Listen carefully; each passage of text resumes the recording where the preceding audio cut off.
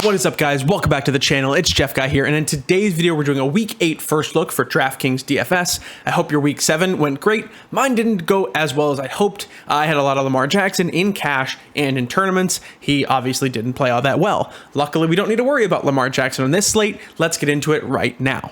From a sportsbook perspective, this slate profiles very similarly to how the last week went. A bunch of kind of dud games and a few that have potential to go really, really high scoring. You take a look at this Patriots-Jets game, 41 over-under, depending on if like Bailey Zappe's playing or not, could be like high, but also could be low. We're going to monitor this one. I think it's kind of interesting. The Cowboys are 10-point favorites at a 43 total. So they're implied to score above like 27, 28 points there. So the Cowboys can definitely be in play. Cardinals-Vikings is a shootout game. Raiders-Saints is a potential shootout game that I have suspicions might go under that 47 total. And then you take a look at some of these bangers. You got Dolphins-Lions. We just saw Tua have the potential to go off. They didn't really do that against the Steelers tonight, but there's a lot of potential there. The Lions give up a lot of points and put up a lot of points themselves. That's going to be a very popular one. Giants-Seahawks is another great one. Two teams that are really playing above expectation.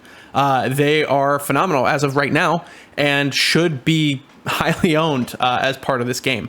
So now that we have an idea of the big games we want to stack, let's take a look at some players that should be highly owned and should be targets for you in cash and tournaments. Now, this game is not yet posted on the sportsbook because the Steelers just finished playing, but Jalen Hurts is our most expensive quarterback on this slate as we begin at the quarterback position. He's 8,300, and taking a look at his salary, it's actually the most expensive he's been all year. He continues to dominate the NFL. The Eagles are 6-0, and it's a large part due to this offense led by Jalen Hurts. He is a great DFS play because of his rushing floor. The fewest carries he's gotten in a game is 9, which is the highest of any quarterback right now. So we absolutely want to be targeting him for his safe floor, but also his passing upside. He has 2 games where he's thrown for more than 1 touchdown, and combined with a ton of yards coming his way, he is always a safe play. Would recommend him in cash, would recommend stacking him in tournaments. He is safe there. Dak Prescott had a middling performance coming back from his hand surgery this week against the Lions. We would have hoped to see a big game from him, but 12.2 points on that 6-7 salary doesn't quite cut it. I will say they were like rather conservative with him, as we saw Zeke Elliott get 2 goal line touchdowns, and Tony Pollard continued to do like just better than Zeke things. So I anticipate Dak Prescott bouncing back in a big way. Tua is another one that you could potentially go off. Absolutely in play in cash and in tournaments. Coming back off that concussion. We don't have his stat line up yet on Draftkings, but he did have a solid game, went over his passing yards total, and is just going to be involved in a game that's going to be an absolute shootout. So we want to focus on him there. And then there's 2 quarterbacks down here that are on those teams that are overperforming. And those 2 are Geno Smith and Daniel Jones. Geno Smith was a very popular cash play this week, only putting up 15 points on 5-6. But that's almost a 3x, so got exactly what you needed from him. He's at the most expensive. He's been at 5.8, still pretty cheap, all things considered, in this game environment, which could shoot out.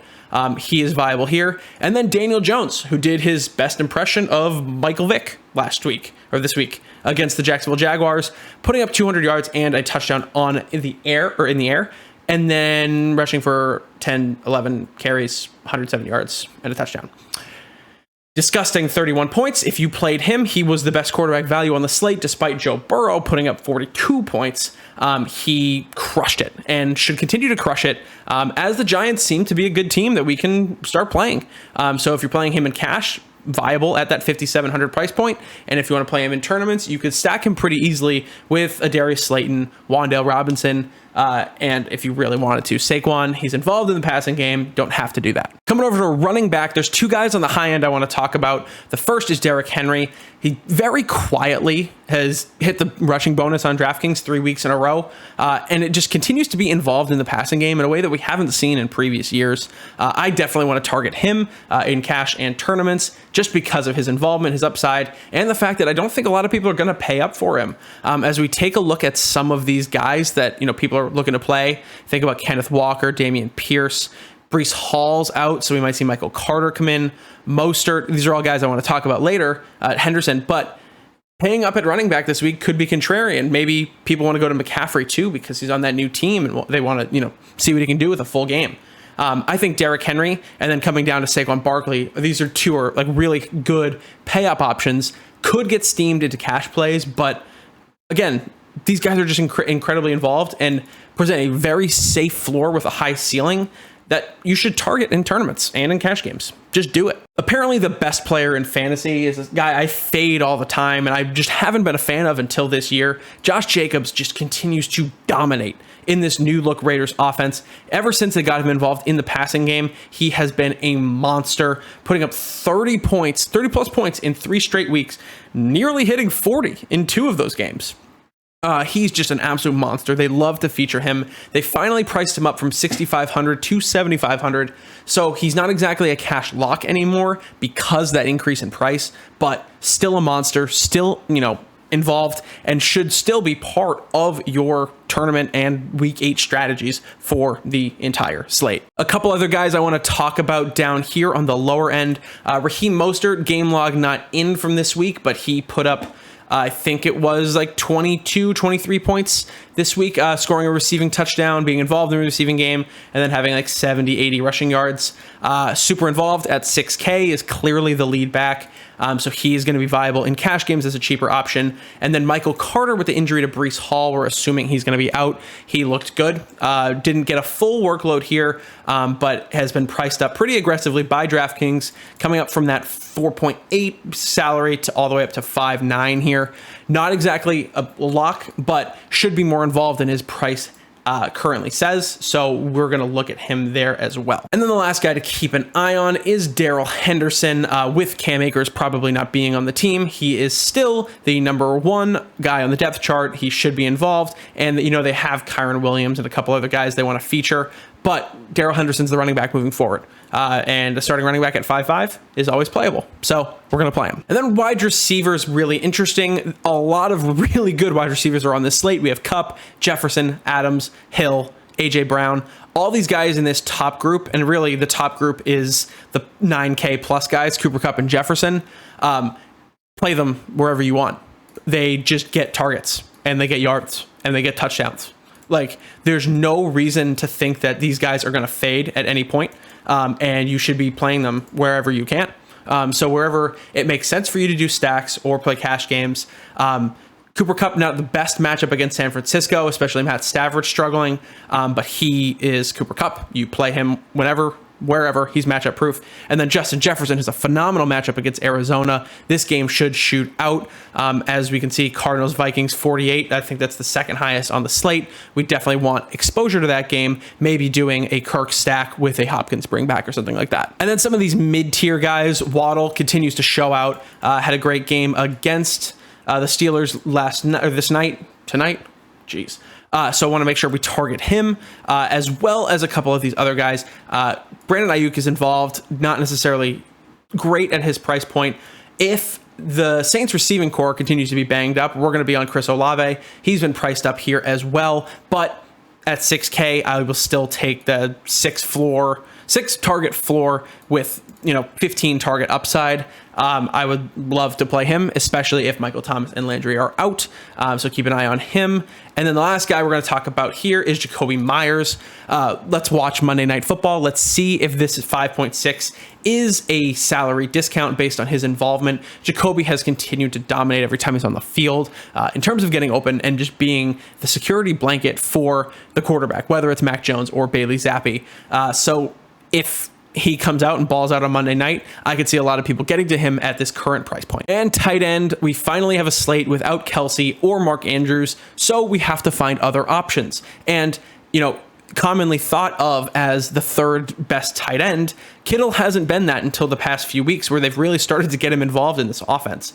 As the offensive line is getting healthier, he has to block less, and on National Tight End Day, he balled out with 9 targets, catching 6 of them for 98 yards and a touchdown, 2 yards short of that bonus, which would have made him a smash play on DraftKings this week, but he already was. At 5.3, he 4x'd, which is perfect and is in a position to do that as well, seemingly involved in this offense. Tougher matchup for him, but as the tight end with probably the highest upside on this slate, definitely in play in cash in tournaments. The next guy up is Patrick Freiermuth, the Muth, coming off a 7-catch, 10-target game on Sunday Night Football, which again is not up here. We do have to discount the week 5 concussion and the week 6 miss because of the concussion. He is super involved in this offense, and at 3,900, he seems to be a steal on DraftKings this week. Super involved in the offense in a potential shootout situation. At a very minimum, she'll be passing a lot because they'll be behind to the undefeated Eagles. I could see the Muth being a very popular play on DraftKings this week. And then the next guy I wanted to focus on was actually Dalton Schultz. If you believe in Dak Prescott, you believe in this matchup against the Bears, 3,700 should be a very fair price to pay for a guy who's coming back and should be involved in this offense that should be a little bit better than it was last week, based on Dak just getting his feet wet and now going into a game where they can shoot out. 5 targets at 3.7, we'll absolutely take that. He had 10 points. He would have been a fine play this week, but as his offense gels and gets better, he should be better than that 3.7 price point. The last tight end I want to talk about is Hunter Henry. We're talking about the Patriots now, which for the past few years with Mac Jones and Bailey Zappi, the quarterback play hasn't been there to support, pass catchers. But we're talking about the 2 of them on this video because they're involved and they're really cheap. At 3,400, Hunter Henry is getting, recently 4 to 7 targets and has touchdown upside now. So we're going to keep him in mind as a punt tight end play. I don't really see a ton right now below this price point. So if you're looking for a tight end, if you're looking for savings, you could try to do a Hunter Henry stack. If you're playing a lot of high priced guys, you can do something like this where you take Hunter Henry, pair him with Michael Carter from the Jets, and that gives you a little mini game stack in case this game shows out. So then you can go to something like, I want to do Tua this week. So you do Tua, Tyreek Hill, and we do Waddle because they're a package deal. We come down, play some cheap defenses. A couple I've noted are the Commanders against the Colts. The Colts apparently stink forever. So they're in play. I would also play the Panthers against Atlanta. They look really good against the Bucs, so hopefully they can play well against Atlanta.